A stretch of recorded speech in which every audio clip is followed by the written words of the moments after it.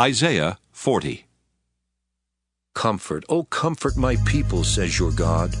Speak tenderly to Jerusalem and cry to her that she has served her term, that her penalty is paid, that she has received from the Lord's hand double for all her sins.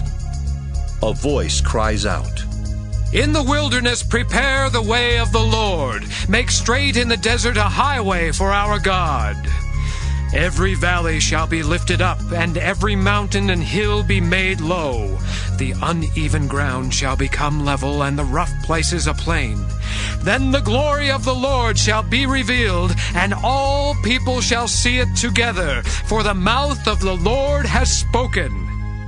A voice says, "Cry out!" And I said, What shall I cry? All people are grass. Their constancy is like the flower of the field. The grass withers, the flower fades, when the breath of the Lord blows upon it. Surely the people are grass. The grass withers, the flower fades, but the word of our God will stand forever. Get you up to a high mountain, O Zion, herald of good tidings. Lift up your voice with strength, O Jerusalem, herald of good tidings. Lift it up, do not fear.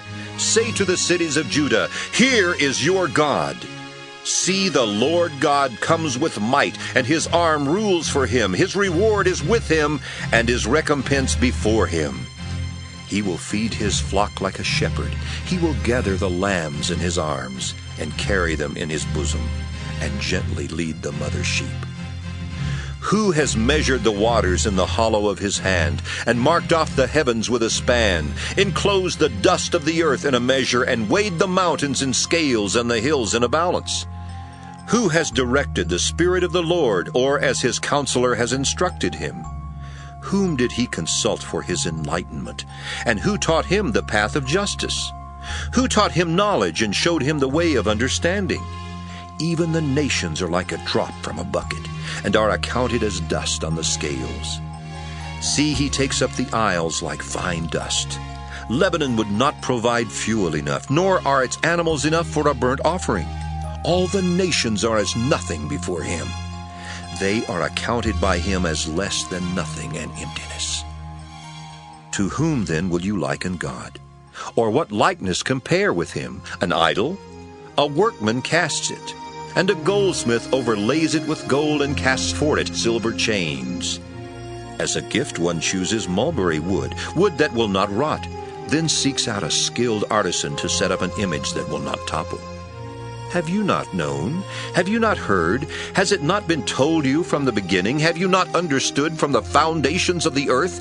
It is he who sits above the circle of the earth, and its inhabitants are like grasshoppers, who stretches out the heavens like a curtain, and spreads them like a tent to live in, who brings princes to naught, and makes the rulers of the earth as nothing. Scarcely are they planted, scarcely sown. Scarcely has their stem taken root in the earth, when he blows upon them and they wither, and the tempest carries them off like stubble. To whom then will you compare me? Or who is my equal? Says the Holy One. Lift up your eyes on high and see, who created these? He who brings out their host and numbers them, calling them all by name, because he is great in strength, mighty in power, not one is missing. Why do you say, O Jacob, and speak, O Israel, my way is hidden from the Lord, and my right is disregarded by my God? Have you not known? Have you not heard? The Lord is the everlasting God, the creator of the ends of the earth. He does not faint or grow weary. His understanding is unsearchable. He gives power to the faint and strengthens the powerless. Even youths will faint and be weary, and the young will fall exhausted. But those who wait for the Lord shall renew their strength. They shall mount up with wings like eagles. They shall run and not be weary. They shall walk and not faint.